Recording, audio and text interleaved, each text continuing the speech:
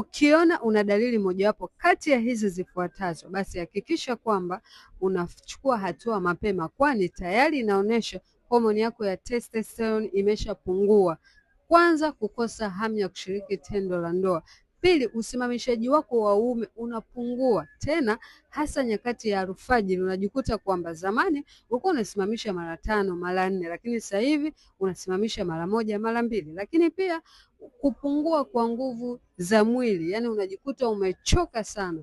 Unapoona hizi dalili, hata kama una dalili moja au una dalili mbili, basi tambua kwamba tayari homoni yako ya testosterone, yani homoni ya kiume inayoratibu mfumo mzima wa uzazi kwa mwanaume, imeshashuka kiwango. Unapaswa kupata tiba mapema kuweza kurekebisha hiyo homoni yako, ili usimamishe imara, hamu ya tendo iwepo, mwili upate nguvu na uweze kupata stamina kuweza kulimudu tendo la ndoa kwa muda mrefu.